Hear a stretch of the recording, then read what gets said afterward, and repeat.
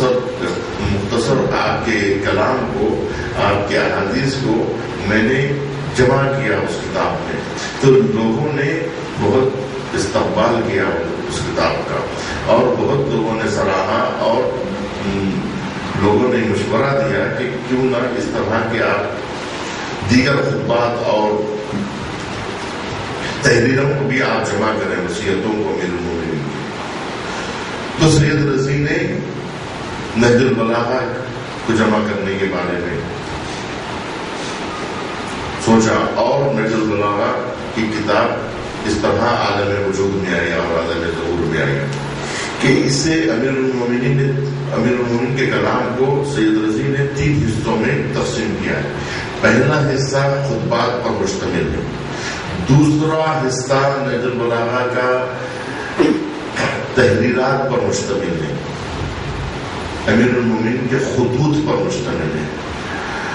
خطوط اور وصیتیں یہ دوسرے حصے میں آتی ہیں، امیر المومنین کی تحریری وصیتیں اور آپ کے خطوط، آپ کی تحریریں دوسرے حصے میں جمع ہوئی ہیں، اور تیسرے حصے میں کلمات خصال، یعنی چھوٹے سے چھوٹے جملے، چھوٹی چھوٹی حدیثیں، 1 سطر اور 2 سطر اور 3 سطر کی، یہ جو ہے کلمات خصال جو ہے نا آخر میں آپ نے درج کیا ہے۔ تو 3 حصوں پر مشتمل ہے نہج البلاغہ، خطبات، مکتوبات اور کلمات خصال۔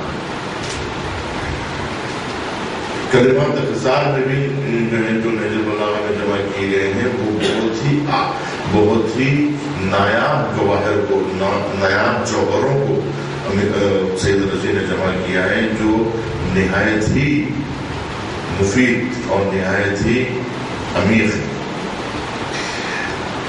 آج ہم تھوڑا سا آغاز کرتے ہیں، چند خطبہ اول سے آغاز کرتے ہیں چند سطروں کا، اور انشاءاللہ آئندہ ہفتہ وقت مقررہ میں انشاءاللہ شروع ہو جائے گا اور گفتگو آگے بڑھے گی۔ پہلا خطبہ نہج البلاغہ کا ہم شروع کرنے جا رہے ہیں، پہلا خطبہ، اس میں کی چند سطریں ہم آج پڑھیں گے۔ خطبہ اول در حقیقت توحید پروردگار سے متعلق ہے، اور مباحث توحید کو نہج البلاغہ کے میں جو توحید کے جو خطبات ہیں ان میں جو اہم ترین خطبہ ہے، اسے پہلے خطبے میں جو ہے پہلے خطبہ اسے قرار دیا سید رضی نے۔ پہلا خطبہ جو نقل کیا گیا ہے وہ یہاں سے شروع ہوتا ہے کہ بسم اللہ الرحمن الرحیم، الحمد للہ الذی لا یبلغ مدحتہ القائلون، الحمد للہ الذی لا یبلغ مدحتہ القائلون۔ حمد ہو اس پروردگار کی کہ جس کی مدح کرنے والے مدح نہیں کر سکتے۔ الحمد للہ الذی لا یبلغ مدحتہ القائلون، اس کی مدحت کا حق نہیں ادا کر سکتے ہیں مدحت کرنے والے۔ اللہ سبحانہ و تعالیٰ کی ہم مداحان کرام نہیں کر سکتے ہیں، سخنوران عالم اللہ کی ثنا نہیں کر سکتے ہیں۔ سخنوران عالم عاجز ہیں، مخلوقات عالم عاجز ہیں، مدح کرنے والے اس کی مدحت سے عاجز ہیں۔ عجز ہے، معرفت پروردگار اللہ کی عظمتوں کو بیان نہیں کر سکتا ہے انسان۔ تعریف ہو اس خدا کی کہ جس کی تعریف کرنے سے تعریف کرنے والے عاجز ہیں، مدح کرنے والے عاجز ہیں۔ ابن ابی لذیذ کا کہنا ہے کہ حمد اور مدح کو اکثر ادبا نے ایک ہی معنی میں استعمال کیا ہے، ملتے جلتے اخوان کا ہے کہ یہ دو لفظیں آپس میں بھائیوں کی طرح ہیں کہ مدح اور حمد۔ الحمدللہ الذی لا یبلغ مدحتہ القائلون، اس کی مدحت نے مدح اور حمد کو تقریباً ملتے جلتے معنوں میں ادبا نے استعمال کیا ہے۔ لیکن جتنے مترادف الفاظ ہیں اس کے تعلق سے میں الگ سے یہ بات آپ کو عرض کروں کہ جو الفاظ مترادف ہیں جیسے مدح اور حمد مترادف الفاظ ہیں، یعنی ملتے جلتے الفاظ ہیں، دونوں کا ایک ہی معنی ہے، مدح اور حمد ایک ہی معنی میں استعمال ہوا ہے، لیکن اپنی جگہ پر جتنے مترادفات ہیں ان کو اگر آپ بال کی کھال نکالنا جیسے کہتے ہیں، اگر آپ ان الفاظ کی بال کی کھال نکالیں گے تو آپ کو مدح کا معنی الگ اس کا ترجمہ کرنا پڑے گا اور حمد کا الگ کرنا پڑے گا، اگرچہ کہ ایک ہی معنی میں استعمال ہوتا ہے۔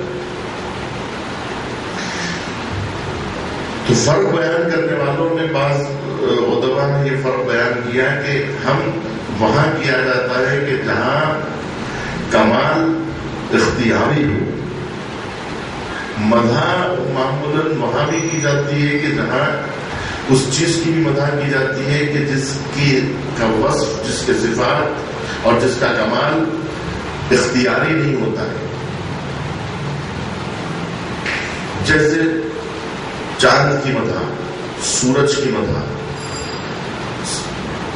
سمندر کی مدح، یہ وہ ہے کہ ان کے کمالات کی مدح کی جاتی ہے، لیکن یہ ان کے پاس جو کمال ہے وہ اپنا ان کا اختیاری نہیں ہے، اور حمد اس کی ہوتی ہے کہ جس کا کمال اختیاری ہے۔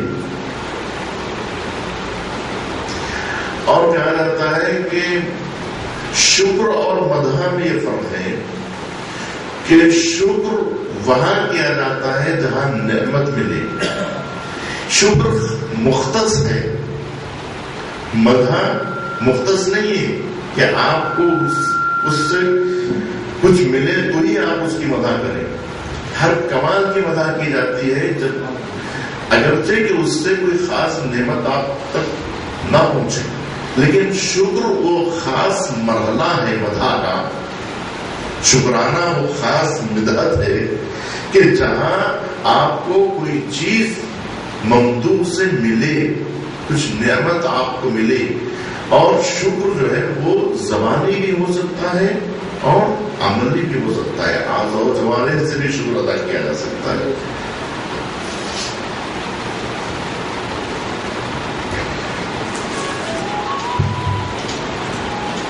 لیکن مدحت کے لیے کہا جاتا ہے کہ مدحت جو ہے زبان سے ہوتی ہے، آپ اعضاء و جوارح سے مدحت نہیں ہو پاتی۔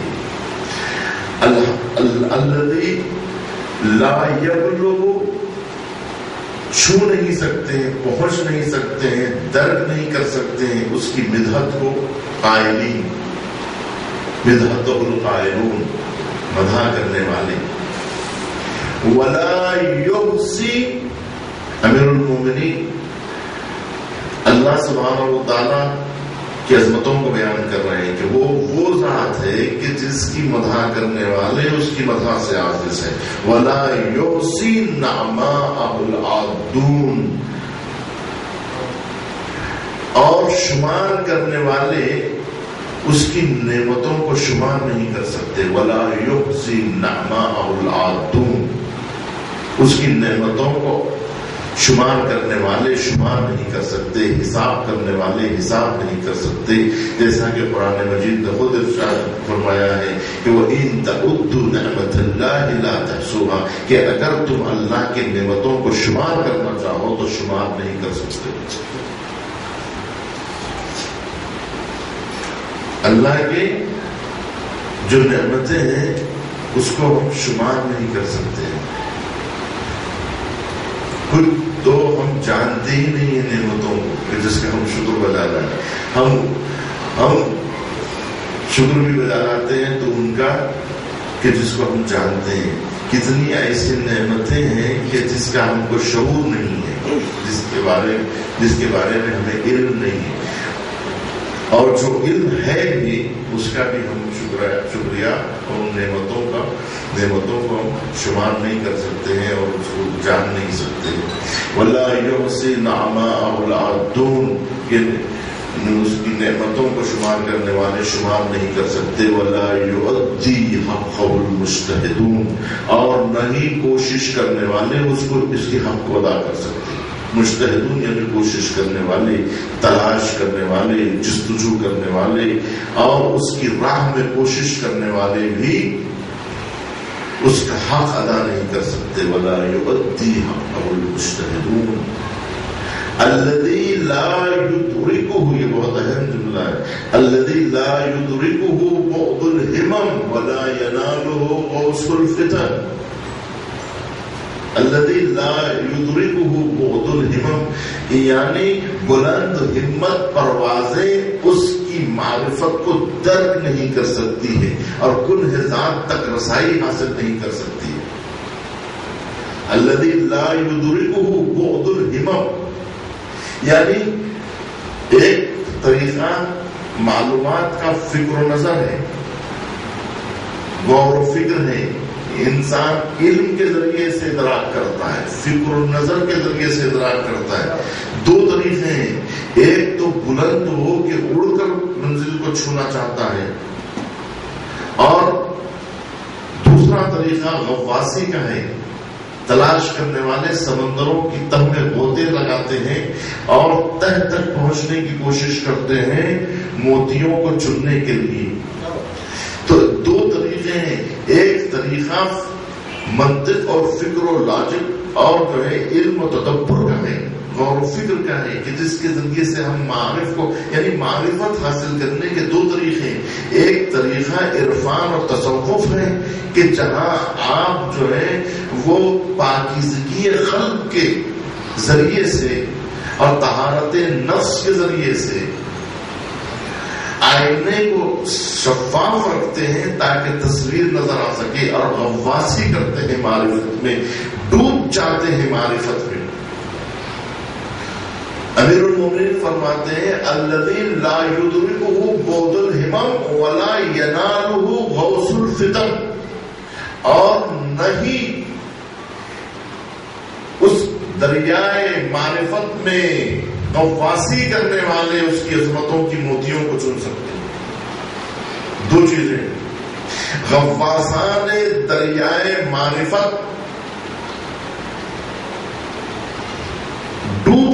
نہ ڈوب کے حاصل کر سکتے ہیں، نہ اڑ کے حاصل کر سکتے ہیں.